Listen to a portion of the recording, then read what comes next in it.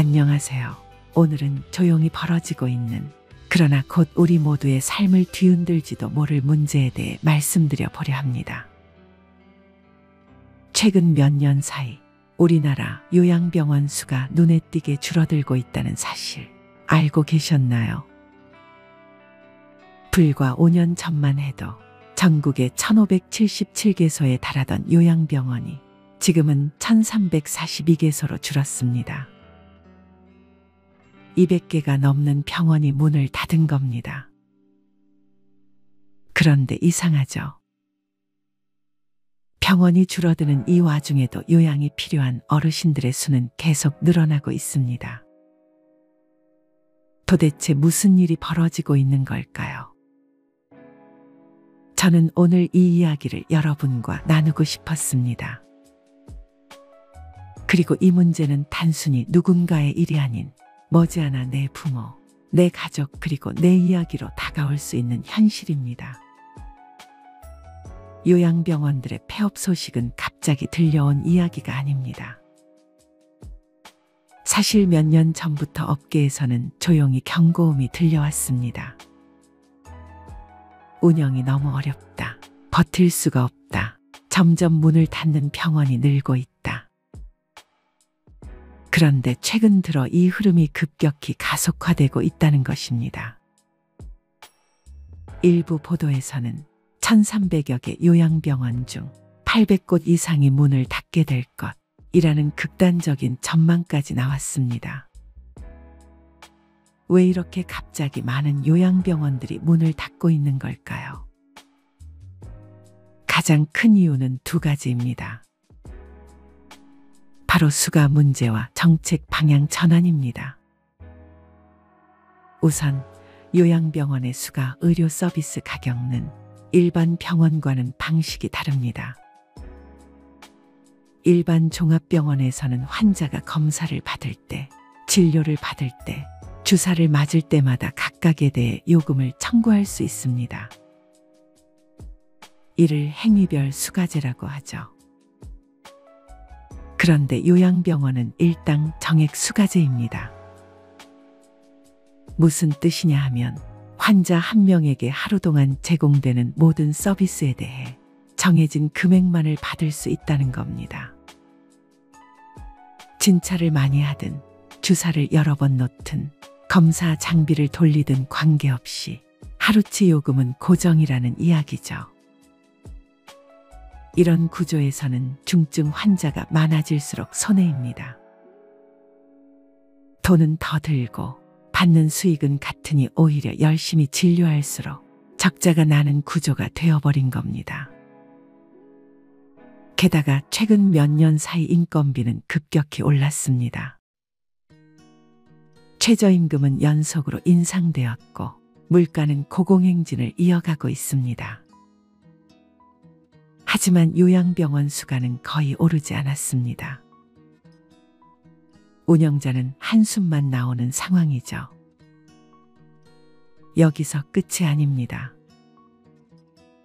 정부의 정책 방향도 요양병원에 불리하게 흘러가고 있습니다. 이전 정부든 지금 정부든 상관없이 모두 하나의 방향을 향해 정책을 추진하고 있습니다. 그 방향은 병원 중심 돌봄에서 지역사회 중심 돌봄으로의 전환입니다. 즉 병원이나 요양시설에 오래 입원시키기보다는 가급적 집에서 돌보라, 주간 보호나 방문 요양을 활용하라, 이런 메시지를 지속적으로 내고 있는 겁니다. 정부 입장에서는 이해가 갑니다. 요양병원에 환자가 오래 머물수록 건강보험과 장기요양보험 재정이 빠르게 고갈되기 때문입니다. 돈이 너무 많이 드는 구조인 거죠. 그래서 재택의료, 방문요양, 통합돌봄 서비스 등 가정 기반 돌봄에 대한 예산을 점차 확대하고 있습니다. 여기에 더해 최근 도입된 간병비 급여와 시범사업도 중요한 전환점이 됩니다. 이전에는 간병인을 고용해야 했고 이 비용은 전적으로 가족이 부담했습니다. 간병비가 너무 비싸다 보니 이를 감당하지 못한 가족들이 간병 파산, 간병 이혼까지 겪는 경우도 있었습니다.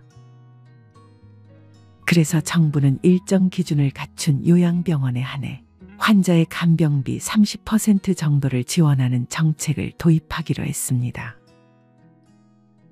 2029년까지는 시범사업을 운영하고 이후 본격적으로 500개 병원만 선정하여 간병비를 지원하겠다는 것이죠. 여기서 중요한 점은 전국 1,300여 개의 병원 중 단 500개만 간병비 지원 대상이 된다는 사실입니다. 나머지 800여 개 병원은 정부 지원을 받을 수 없고 환자들도 이런 병원보다는 간병비가 나오는 병원으로 몰릴 수밖에 없습니다. 그렇다면 당연히 지원받지 못하는 병원은 문을 닫게 되는 겁니다. 이게 바로 줄폐업이 벌어지는 구조입니다. 그럼 이제 질문이 생깁니다. 그 많은 환자들은 어디로 가야 할까요? 요양원은 이미 자리가 부족합니다. 요양보호시설은 중증 환자를 감당할 수 있는 환경이 아닙니다. 주간보호센터, 방문요양, 좋은 제도입니다. 방향도 맞습니다. 그런데 지금 당장은 한참 부족합니다. 방문요양은 하루 4시간 남짓, 그것도 숙련된 인력이 부족해서 지역에 따라 받기 어려운 상황입니다. 주간보호센터는 낮에만 운영되며 중증 어르신을 안전하게 모시기엔 시설과 인력이 턱없이 부족합니다. 결국 누가 돌보게 될까요? 가족입니다. 평생 일하다 은퇴한 아들이, 아직 자녀를 키우고 있는 딸이, 몸이 아픈 며느리가, 새벽에 출근하는 사위가 모두 간병의 고통을 떠안게 되는 구조가 되는 겁니다. 사실 이런 변화는 우리나라만의 문제는 아닙니다. 미국, 일본 등 선진국도 비슷한 방향으로 가고 있습니다.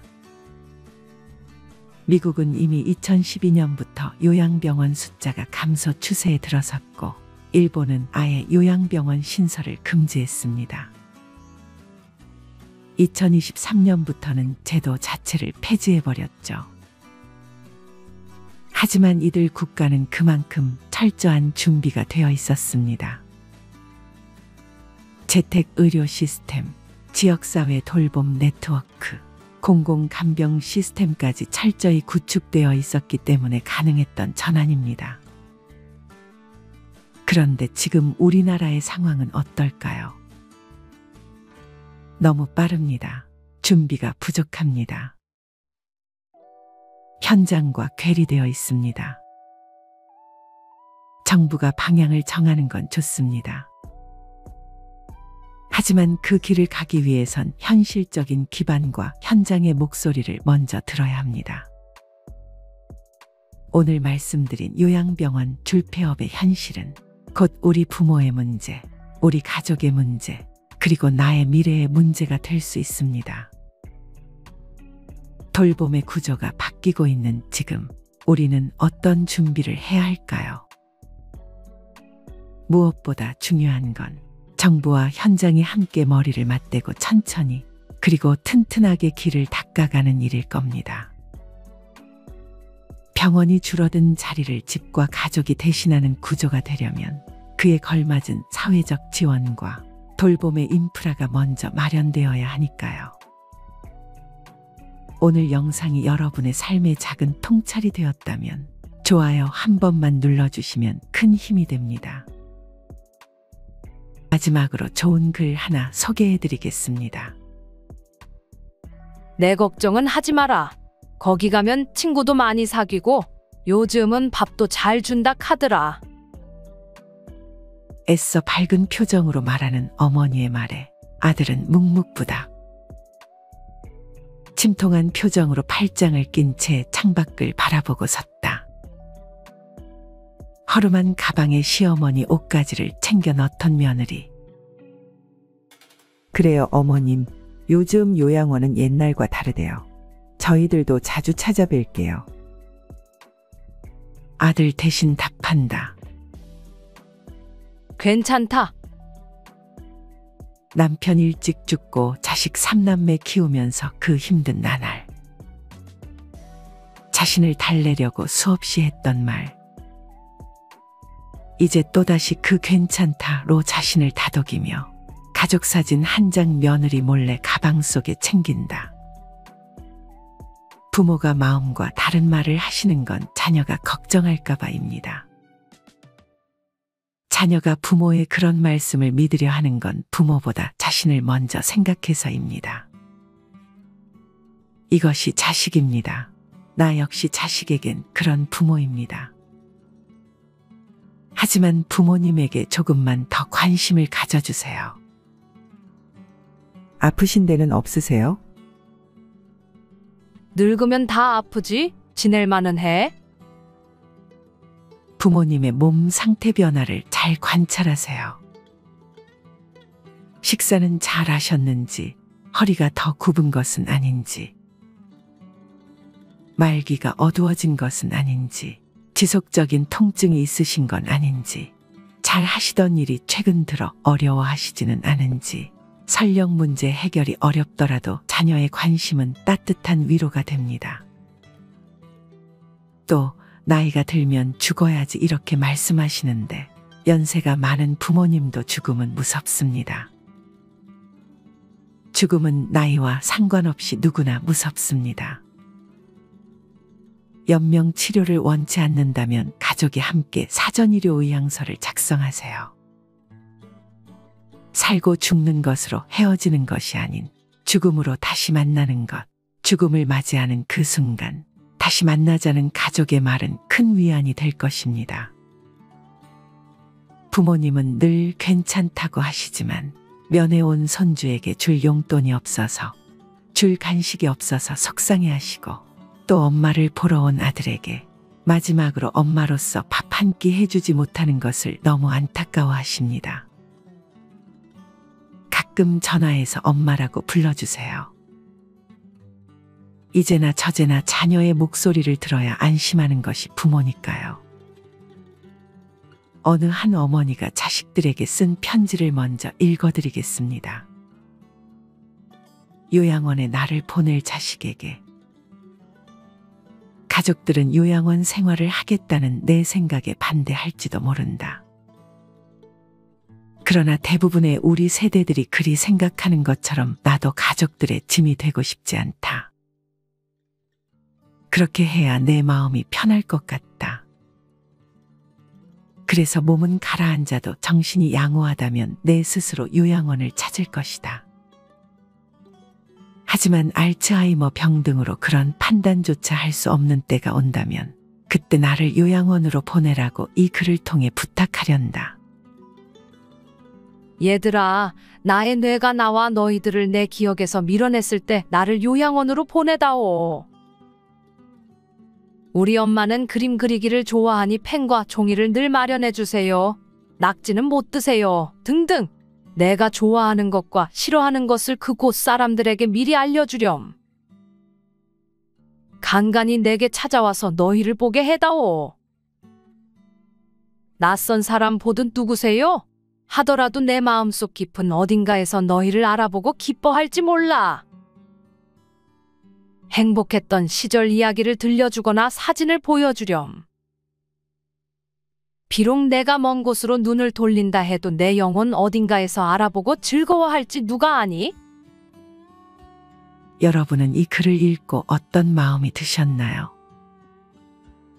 부모를 부양하는 문제에 있어 부모나 자녀 세대의 견해가 빠르게 변화하고 있습니다. 우리 세대가 20, 30대였을 때 노부모는 당연히 자식이 모셔야 한다고 생각하는 사람이 많았습니다. 그러나 지금은 자식들에게 짐이 된다며 부양을 원하지도 기대하지도 않습니다. 게다가 포기할 것이 많다며 힘들어하는, 30을 훌쩍 넘긴 자식들의 부양까지 감당해야 하는 안타까운 낀 세대이기도 합니다. 반면 자식 세대는 부모 부양의 책임을 크게 느끼지 못하고 있습니다. 요양원에서 근무하던 지인의 말로는 요양원에 입소한 각자의 사연은 달랐지만 요양원에 들어오는 순간 바깥 세계와 단절되는 건 모두가 같았다고 합니다. 면회와 외출엔 아무런 제한이 없었지만 찾아오는 이도 나가는 이도 거의 없었답니다. 노인 27명 가운데 한두 명만이 가족이 일주일에 한두 번 찾아와 10분 남짓 머물다 가고 나머지 노인들은 명절에만 겨우 가족의 얼굴을 볼 수 있었다고 합니다. 요양원에 자발적으로 입소한 분들 역시 마찬가지라고 합니다. 자신의 모습이 초라해 스스로 세상과 단절하는 분들도 많다고 합니다. 평균 수명이 늘다 보니 노인 문제가 심각해졌습니다. 얼마 전 건강상의 문제로 가까운 병원에 입원 치료를 하였는데 많은 노인분들이 병실에 누워 계셨습니다.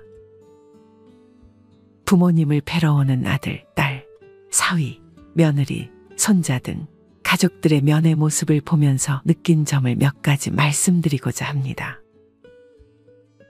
어느 날 아들과 딸로 보이는 부부가 병원 복도 구석에서 고개를 숙이고 앉아있는 늙은 할머니에게 따지는 장면을 보고 참 서글프다는 생각이 들었습니다. 대화 내용 중 왜 엄마는 시키는 대로 안 했냐는 것입니다. 숫자도 이름도 나이도 기억 안 나고 무조건 모른다고 그래라 했잖아. 그래야 치매 등급을 받아 요양병원에서 혜택을 받는다고 야단칩니다. 그리고 집도 내놓아서 갈 데도 없다고 호통을 칩니다. 조사원에게 못 치는 거짓말을 못하는 성격으로 자식이 수차례 단단히 타일러 것만 사실대로 정확히 대답했다고 합니다. 얼른 엄마를 요양원에 보내버리려는 아들과 딸의 마음입니다. 이게 현실입니다. 국가가 독거노인을 지원해주는 제도의 허점을 잘 이용하는 사례들이 너무 많습니다. 홀로 집 나와서 가족과 연락 안 된다. 수입 없다며 거리에 놔둔다면 노인들은 국가의 혜택을 받는 것이죠. 자식들은 부모를 쫓아내도 걱정이 없습니다. 우리 5060 세대들은 압니다. 언젠가는 아니 그리 오래지 않아 지금보다 많은 것을 내려놓아야 할 때가 온다는 것을 압니다.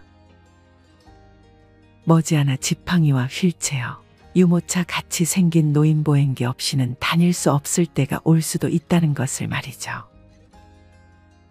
나이는 숫자에 불과하다고 힘주어 말해보지만 몸과 마음은 어제와 점점 달라지고 있다는 것을 부인할 수 없습니다.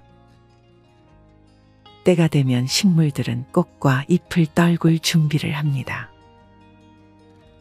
꽃은 세상을 아름답고 향기롭게 꾸미고 벌과 나비에게 꿀을 주고 다음 세대의 번식을 위해 열매를 맺은 후에는 떨구어 대지를 향합니다. 잎도 줄기의 작용인지 아니면 잎이 알아서 떨어지는 것인지는 알 수 없으나 가을이 되면 낙엽이 됩니다. 식물들이 때를 알아 꽃이나 단풍으로 마지막을 예쁘게 장식하고 떨어지듯 우리도 인생의 끄트머리에 있는 때를 미리 생각하며 아름다운 마무리가 될 수 있게 준비하는 것은 어떨까요? 다음으로 어느 요양원에 버려진 어머니의 일기를 읽어드리겠습니다. 미안하구나, 아들아.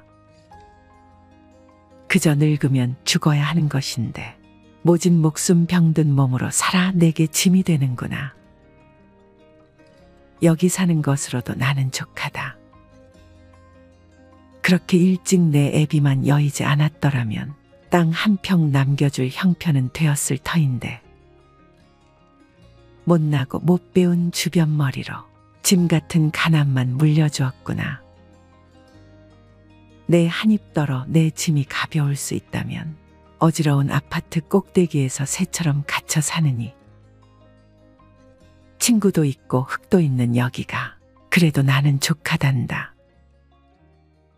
내 평생에 내 행복 하나만을 바라고 살았거늘 말라 비틀어진 젖꼭지 파고들던 손주 녀석. 보고픈 것쯤이야 마음 한번 삭혀 참고 말지. 혹여 애미 혼자 버려 두었다고 고우디고 온 마음. 다치지 말거라. 내 녀석 착하디 착한 심사로. 애미 걱정에 마음 다칠까 걱정이다. 삼시세끼 잘 먹고 약도 잘 먹고 있으니 애미 걱정일랑은 아예 말고 내 몸 건사 잘하거라. 살아생전에 내가 가난 떨치고 살아보는 것. 한 번만 볼 수 있다면 나는 지금 죽어도 여한은 없다. 행복하거라, 아들아. 내 곁에 남아서 짐이 되느니 너 하나 행복할 수만 있다면 여기가 지옥이라도 나는 족하구나. 사랑한다, 아들아. 이 글은 오늘날 우리들의 안타깝고 슬픈 현실의 모습인 것 같습니다. 현대판 고려장인 요양원에 버려진 어느 어머니의 일기입니다. 요양원에서 시간을 보내는 사람들은 언제나 방문객을 애타게 기다립니다. 가족들에게서 걸려오는 전화 한 통이라도. 여기 이 어머니는 우리보다 더욱 열악한 여건에서 살아가신 우리 모두의 어머니고 나의 어머니입니다. 그리고 미래의 우리들의 모습일 수도 있습니다. 이 어머니 또한 우리와 같은 시절이 있었고 아름다운 청춘과 사랑의 시간이 있었던 한 사람이란 것을 우린 기억해야 합니다. 그 아름다웠던 세월을 한번 즐기지도 못하고 자식들에게 빼앗긴 모진 삶의 주인공이란 걸.